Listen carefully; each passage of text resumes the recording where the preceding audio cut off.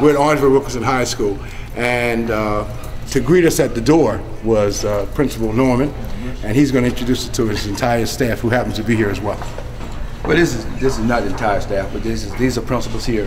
Mr. Steve Williams, Miss Beverly Holliday, Ms. Corinne Gordon, and Miss Williams. All work on the team with me to help educate our children. So we're gonna move along a little bit, and Mr. Elmore, we have professional development going on with campus learning right here. And from there we'll move wherever you like. Okay. Thank you very much. Mr. Norman, will you tell us what this is?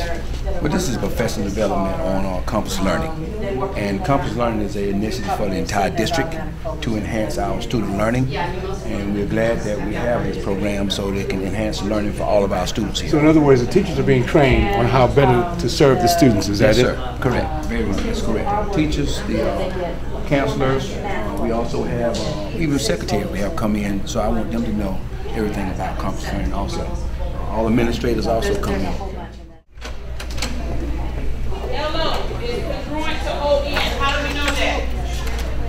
Because of the LO is congruent to ON. You can only use what's above or what's given. What's above or what's given. Definition of midpoint. Look at it. LO is congruent to ON. How do we know that? Because they told us O is the midpoint. Now, this is some type of math class, isn't it? Yes. All right. And we observed what you were doing on the board. Tell me, what's the real world application of what you're teaching right now, if there is one? And of course, I'm sure there is.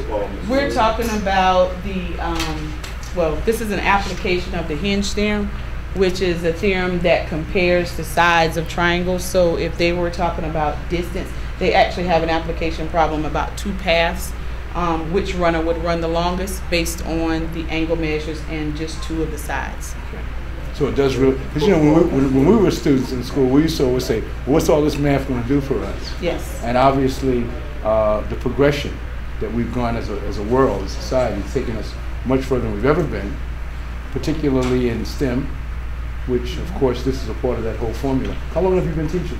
19 years. Wow, wow. Don't want to retire. No. Do this forever. Yes. Where's your passion for teaching come from? Other teachers. Other teachers. You had good teachers, is that it? Yes. Okay. Why is she such a great teacher? Tell us. Because she motivates us to be better people, and she gives us lessons in math that we can like relate to stuff that we know. Like if we don't understand certain stuff, like for the boys, she related to football or basketball, something that they can understand, so we can all understand it as a class. Fantastic. Well, thank you all very much. Thank you all very much. Give us a hand. We walk into the classes now.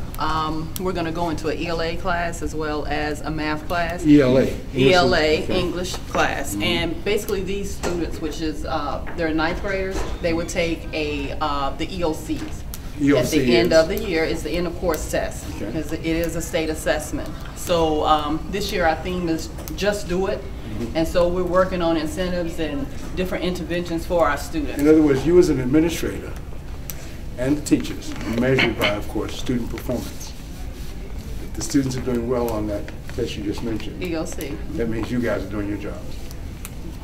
Basically, that's what it means. And if the students are not doing well, it looks up, they're still doing their jobs. Okay, yeah. But may not be doing it to the satisfaction. And we just need to go back and see what type of improvements we need to make. One thing I can say about this school district, in comparison to others, we're doing very well in many areas. Because of the diligence and the hard work of so many people such as yourselves. Thank you. Gotcha. All right. So when the pupils dilate, they contract. So dilate means the opposite of what? Pull. Right. It means the opposite of pull. In our word, it's going to be contract. All right. Now, when we're dealing with cause and effect, obviously something has to happen to make something else happen. How many years have you been teaching? This is year 10. Year 10? Yes, okay. sir. You love it, obviously. Yes, definitely. Do anything else? Would you ever want to do anything else?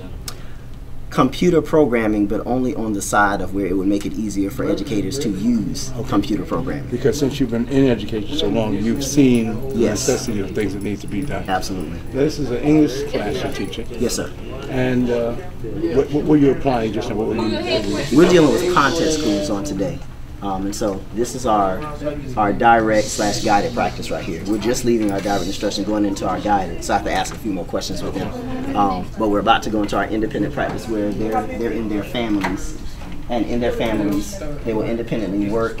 And for every question that they get right, because we have some golf holes set up back here, and we have their point competition going on the board. So when they get their independent practice questions right, they will get points to add to their families, and they will get an opportunity to shoot some putts for additional points to add to their families.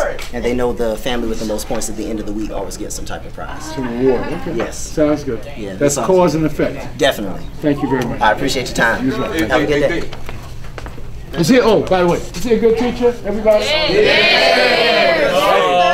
That's the most. See, that's where we get the votes from. We get it from you all. He's the best teacher. Thank you. Social studies is valuably important. Yes or no? Oh, definitely. Why? Because learning a lot of the things, learning from the past can help you understand better what's going on today.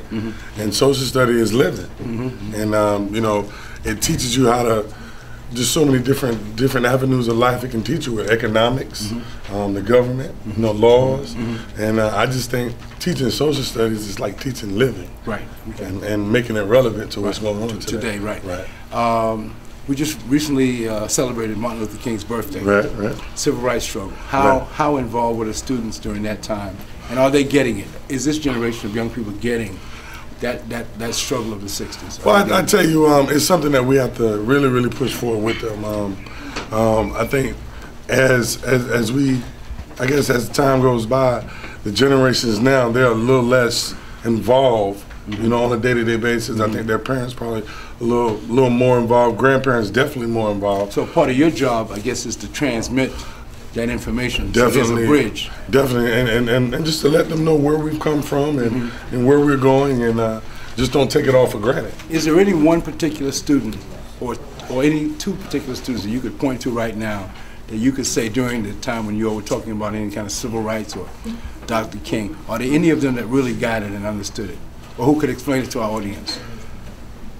I think the little young lady right there in the paint right there. Come on, man. As you can tell, she don't mind. That's what we want. That's what school's about. Right. I was just asking your teacher about, we just left the celebration of Dr. Martin Luther King's birthday. Yes, sir. And we talked about civil rights. Yes, sir. During your classroom time, I'm sure. What did you get out of that? I got out of that is that a lot of African Americans was mistreated down here in the South, and a lot of them migrated. That's why a lot of us moved up north as well. That's why a lot of African Americans are up north. Like during the Harlem Renaissance, a lot of them blew out like Langston Hughes, and you have more of them that blew out that played jazz and stuff like that.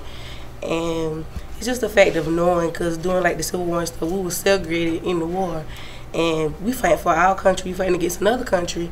Why do we have to, fight separately? So you're thinking, you kind of contradicting, like, should I fight for them or should I fight for them? But they got racism on that side also. So there was a balance. So and what you just did, whether you realize it or not, she gave us the entire movement, not just the 60s. She went all the way back to the Civil War. And that's what social studies is. The reason I wanted to come to a social studies class in particular, because this is my subject that I taught for so long. And it is valuably important, and I'm so proud of you. Thank you. And I'm proud of all of you, and I'm proud of your teacher. Give yourselves a hand.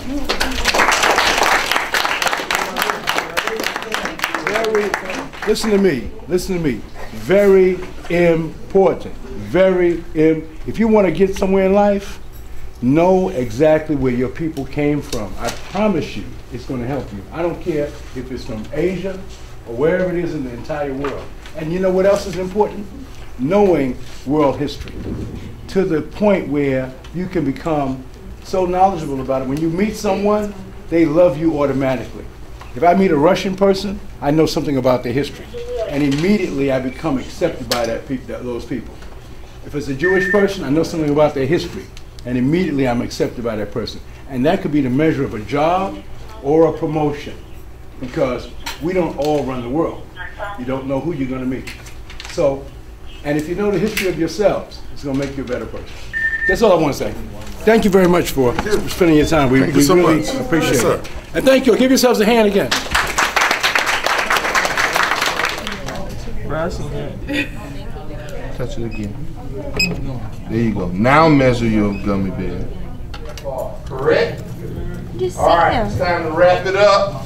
I need one person, listen at me good, following instructions, one person from the group.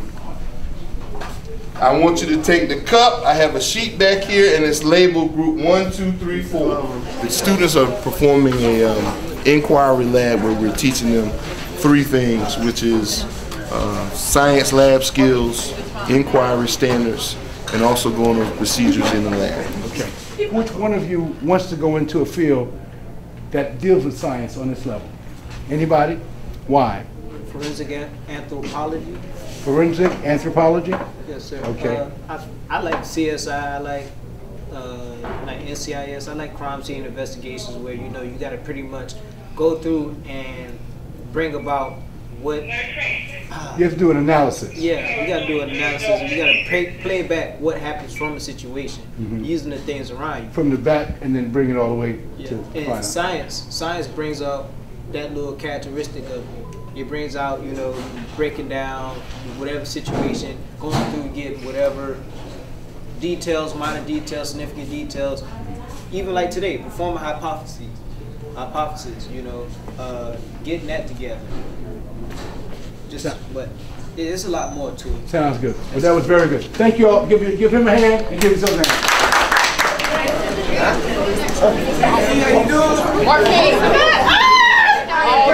All day, Tell us your name. Anthony Govan.